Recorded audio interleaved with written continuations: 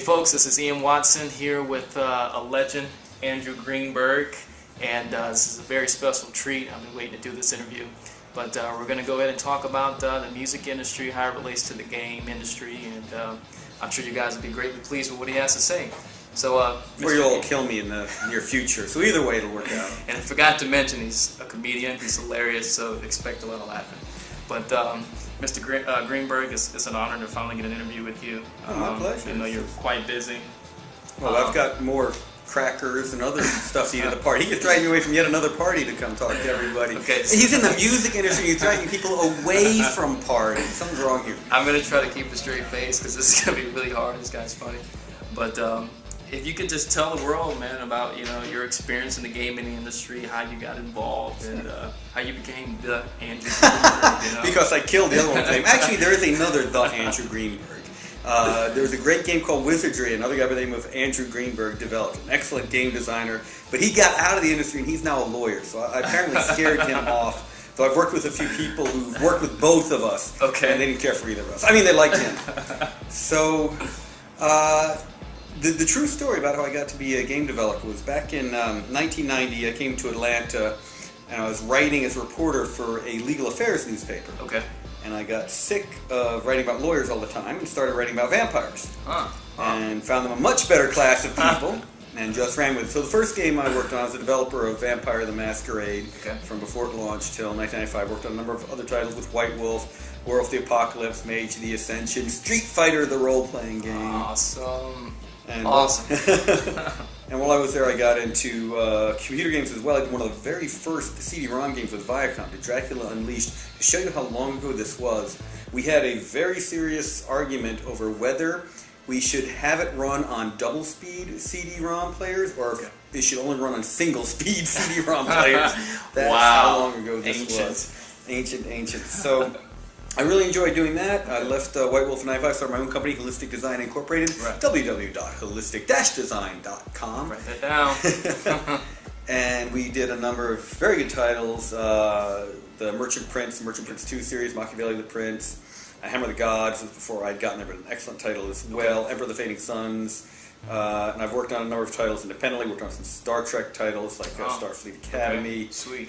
Worked on a number of MMOs and mobile titles. My most recent title, so you're a beast for the most part. You saw me at the party, so yes. This guy's the man. So I've been making my living as a game developer for the past 20 years. Awesome. Yes, sir. So far so good. Started the Siege convention here in Atlanta back in 2007. We started with 250 people at our first convention. We've grown it to about 2,000 people last year. Huge. Yeah, thanks. And it's a great event, and we hope you all come out. www.siegecon.net. Yeah, it's something you don't want to miss. And it'll be October 4th to 7th. We'll have a college fair. We'll have an investment conference. We'll have a Games for Health conference. We'll have the main conference. All kinds of great stuff. So that's my background. I want to talk about music, the important stuff. Well, but from the stuff you just explained, though, it does seem like the industry is growing in Georgia. Because people ask that all the time about, well, is it growing? Is it here? Do we have to go to the West Coast? There have been times when HDI has been one of only two computer game development companies in Georgia, not just in Atlanta, but in Georgia. Heuristic Park and ourselves are often the only two. There have been other spikes in the mid-90s. We had a great number of companies, and then they all crashed out or could not find any support in the state. Okay. Now it's different. There are these tax credits which are making a major impact on having some big players in play. CCP, Tripwire, Hi-Res Studios, Caneva, we'll see some other good ones coming out. So we calculated that in 2005 there were only 7 studios in Georgia. Now we're up to about 75, and it's probably more. Wow. That's what we've cataloged. And probably more folks working in basements. Okay. And the like. The so basement. Hey, those count, right? I love it, man. That's so. That's where the great ideas start. HDI, right? We began it in a basement, and we had our office, and now we're back in the basement, virtual office style. So I'm not complaining. I like working in my basement. That's awesome. Okay.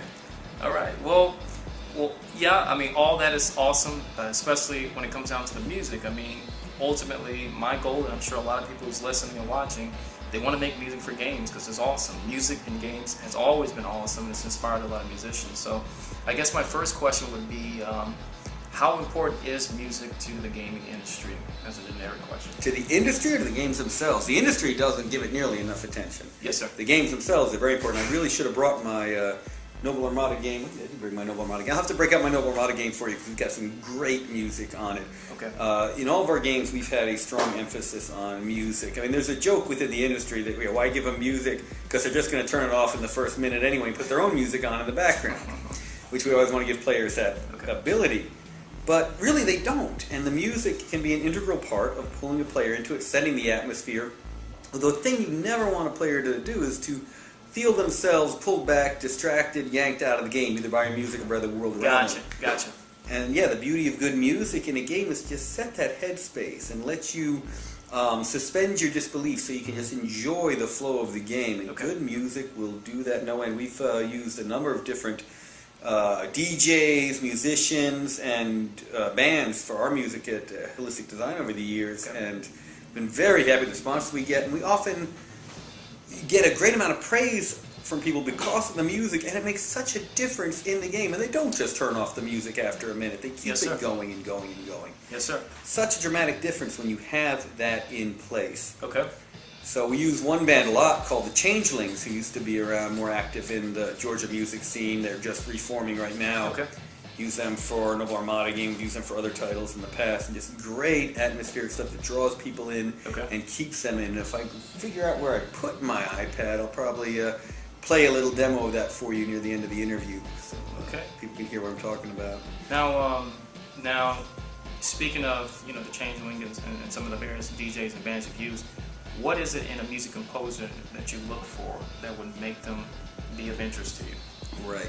The one thing that is often the hardest thing for me to get across is that your music can't be too noticeable. It can't be as good as you want it to be. Okay. It really is there to make the player relax and have watch. If anything, the music pulls them out of the game, then they're in trouble. One of the easiest things I can get them to understand is you can't have a gunshot in the game. You can't have a car starting up. If they hear something that they think should be in the game, it needs to be part of the game. Gotcha. So the music has to be distinctly music, unless you've programmatically set it so that it does different things, it speeds up during the fight or whatever. Okay.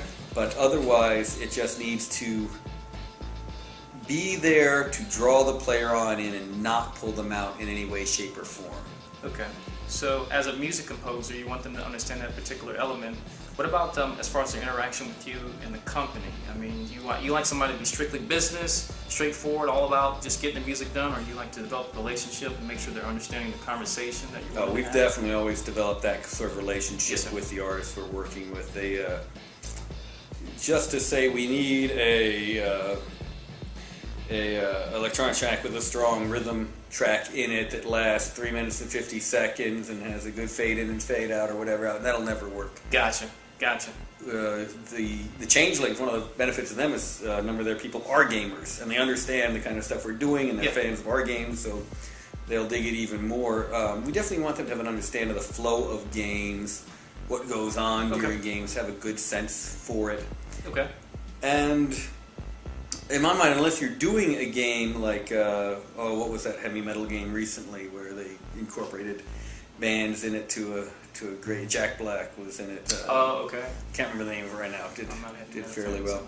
But unless it's a game that's specifically around that kind of music, have music that sets the mood, not stuff that jumps right into you. That makes a lot of sense, and that's very hard for a music composer because we want our work to stand above. Exactly, and it's different from movie soundtracks. Because in movie soundtracks, you can time exactly when the viewer is going to enjoy an experience. It's controlled. Okay, gotcha. Yes, sir. And in games, unless you are doing that degree of programmatic work on it, you don't have that control. So it has to be something that can flow in and flow out at any point through it. And then you can do all the neat stuff like, do you have the music loop so one track immediately flows into any of the other tracks, or just a specific track and flows like that. I like to mix up the music. So for instance, if we have half dozen tracks, I'll try and ensure that it varies up. So one track will play, then you might not know what track will play again, but it won't be the same one twice in a row or 3 times in a row. Yes, sir. Mix them on in like that. Well, here's a question, and there might not be a particular number for it, but a lot of times, when indie game creators are coming up, they like to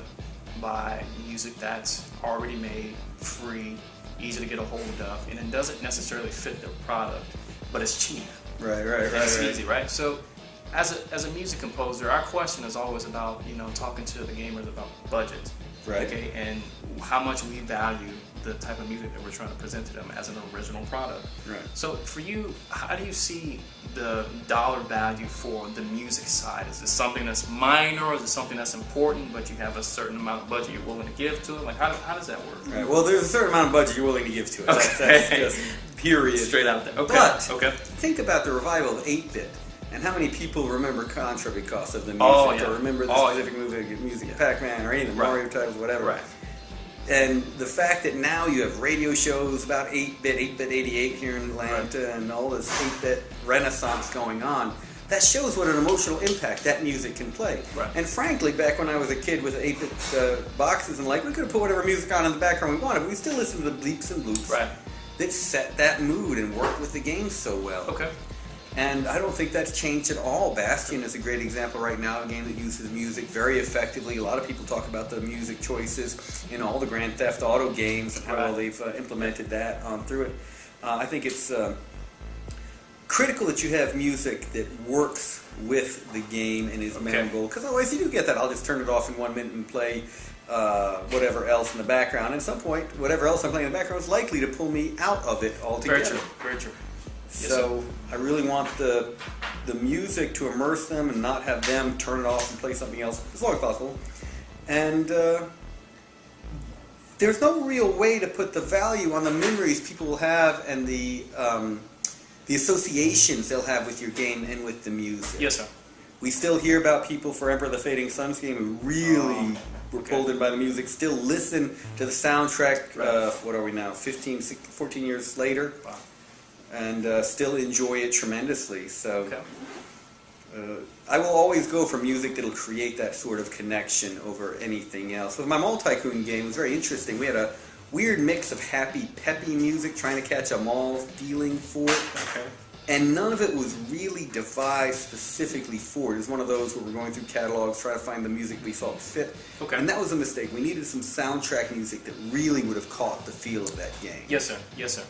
Okay, well, I know we don't have much time, but I do want to give you an opportunity to give a little more shout-outs about yourself, your company, how they can get in contact with you, or view your stuff and all that good stuff. But I really appreciate you taking the time to do this. Sure. So holistic-design.com is one of the companies. SiegeCon.net is the convention.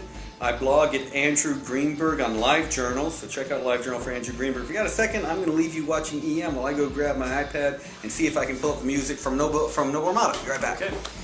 I'll let EM song and dance it while I'm doing this very quickly. Okay. Right now, the main page we're talking about is awesome. is on the Noble Armada Facebook page and our holistic-design.com page. Well, that's awesome. Yeah, I want to make sure you guys get the link to this, because what I'm seeing is pretty awesome. So I know you want to see the same thing. And here's some more music now that you're in the actual battle.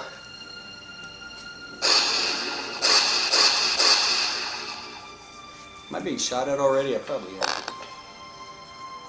Yeah, I'm not actually controlling it, so the gameplay's not that exciting when you're not actually playing it. But this is so you can hear the music. That is awesome. Yeah, this is the campaign map, and you can see all the different planets and the like. But let's go ahead and see if we can get to a battle and see if the music changes for that. I actually don't know. I just got this book. Okay. That's awesome. We're flying through space! In our Dakados Galliot, ready to board all the enemies. See, this is a unique interview. No one else would do this but Mr. Greenberg. So this is awesome. No one else is that. Oh man, the Al-Malik are running away! Come back, you cowards! Oh man, they're really running away. Yeah, if you can hear, that is the Changelings music for this game. Yeah, great stuff. They did it specifically for an earlier version of this game and then released the CD, and it did very well for them. Here we go. Now we got a fight coming up. Who's the composers for this? The Changelings. Here in Atlanta. Fantastic. Yeah, excellent band. And now you can hear different music as we go into battle. Got a number of different tracks, snippets run through here, loop on around. Does very well. So there you go. Yes, sir. Pleasure. Awesome. Yes, sir. Pleasure.